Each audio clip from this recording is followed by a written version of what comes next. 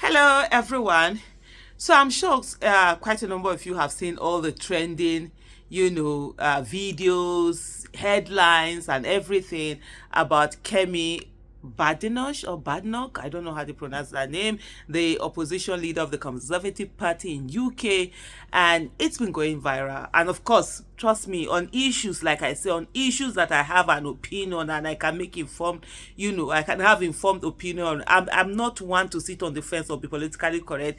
I will put my voice out there, whether it aligns with what people think or it doesn't align with what people think. I'm sorry, I don't even care. Everybody has a right to their opinion. I respect people's opinion, and my own opinion too must be respected, because I put my own out, and in putting my own out, I'm not asking you not to put your own opinion out. So this is the thing with Kemi, and I see a lot of people who have come to say that, oh, Kemi was just sitting on her own and Abike Dabri went to go. No, she has been like that way before. I know there are some messages she has put out. I've even had to come, there was one interview she did where she was like, oh, Nigeria is such a crime scene or whatever. I'm like, madam, even the London you in, it's a crime scene. Tourists that have been going there, a lot of people have talked about how different things that have happened in London. Keep your car before you come, they would have stolen it. Car, here, they will take your wig out of your head. They will attack you on the street. They will use knife on you. They will do all sorts of things. We saw the other day, the riots that were going on in the UK. So don't come and be, every time any small tip come is to bring Nigeria, insult us, insult all sorts of things. And so even the other day, I don't know, Kashim Shettima. For me, that one was like, Kashim Shettima have no business. I mean, Kemi does not owe anybody to be any Nigerian or whatever. She doesn't. And if she doesn't want to be Nigerian, it's perfectly okay. And everyone has their story about Nigeria. Nobody denies that. But for you to go at every moment where it is needed, it is not needed, they will ask you one question. You must have a way of bringing it down to Nigeria. They will ask you a crime on UK. How do you say? You will have a way to bring it in. They are asking of repatriation on the issue of what do you call it now, the colonialism. You will have a way of downplaying it and not doing anything. They ask some things, they vex me. You understand? And this one, there among those things where they vex me. What happened? But by the way, I will allow you to watch the video. You understand that she did recently, because she was just simply asked, do you trust the British police? Simple. Answer them. Yes, whatever issue you have with Nigeria, you can talk about it within the context on which it's, and not the one they're asking you about British, and then you're bringing in Nigeria to say this and that. Anyway, just watch. We use them to try and destroy us. Do you trust the British police? I do. But remember, my experience with the police in Nigeria was very negative. And coming to the UK, my first experience with the police was very positive.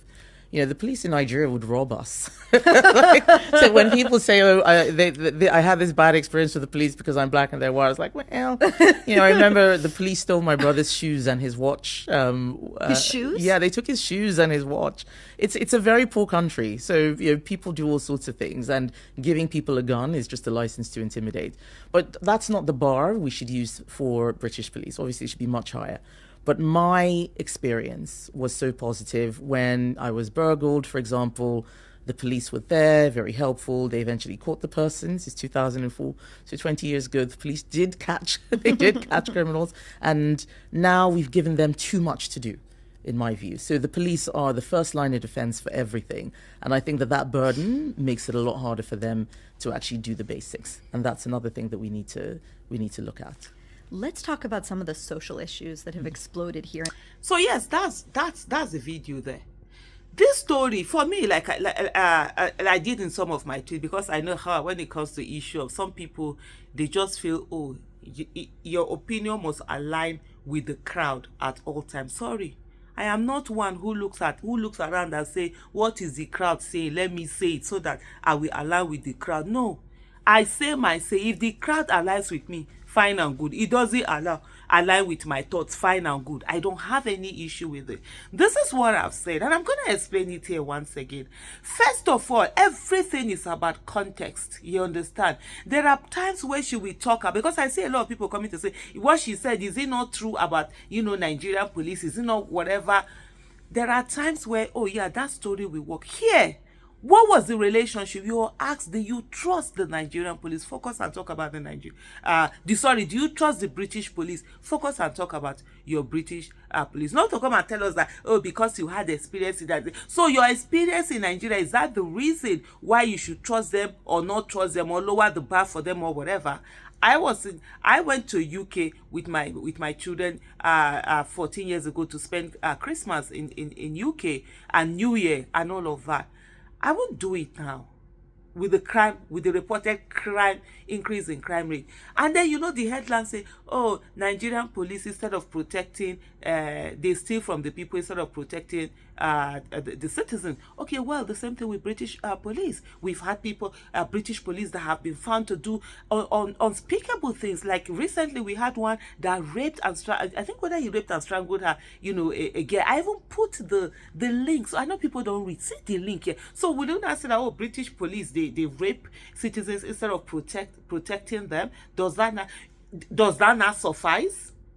And then she comes that, oh, that Nigeria, see this thing, oh, Nigerians are poor, they are this thing, they are whatever, they are whatever. We had an election the other day.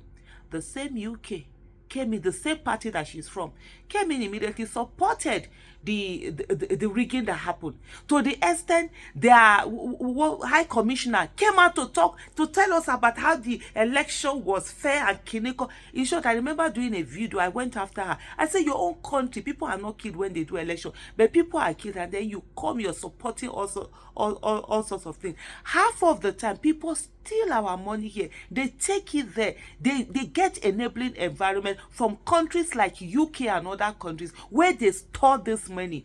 Can you stop allowing our leaders loot our wealth and store it in your place? If that wasn't happening, nobody would be calling Nigeria and poverty in the same sentence. You won't call Nigeria and poor in the same sentence. You sit down there, they steal our money, they take it down to it, and then later you be like, oh, we are returning some millions to you. Millions you are returning without interest, without nothing, after you've used it in your country to the advantage of your own country. And then you now come and be telling us all sorts of things. Like I said before, context is everything. Any small tip, can Nigeria bring it in? Nigeria bring it. And the thing about Nigeria, most citizens, that people love power, and anything that they see is power, or we have power, can do any nonsense and say anything and then get away, because people are ready to defend and do whatever. I'm not saying it's your defense, so defend whatever you want to defend. For me, I'm going to say it as it is, as I see it. If you have a problem with that, sorry, but not sorry. Honestly. And like I said, she should move on. She said she's not Nigeria. Fine, good. It's okay. Who is begging who to be what? And I don't even know. Even the other time, what's his name? Shetima called. What's your business? Kemi has no, what's the thing? She has no obligation to market Nigeria. She has no obligation to do anything. A lot of people are angry at Nigeria. Yes, Nigeria hasn't done well by them, and they have a right to be angry. I don't have a problem with that. Everybody have a right to their anger, but context is everything. For you to keep on every day insulting us, the moment one small team chaka pass here, pass there, is to bring Nigeria in, almost as if, oh, she needs to bash Nigeria for her to feel good or to look good in front of the people that she's trying to impress, so that they will know that I'm not with them, I can do anything. I've said it before. Like someone was saying that, no matter what she does. I said, look, she's a mouthpiece for a lot of people. At least by the time nobody will say racism. After all, she's black. Anything she does, the ones that the others cannot do, because they will call them out and say they have her in the room talking for her. That's her business. Let her do what she needs to do. But the part where she will just sit down and be insulting people, nah, please drop it there.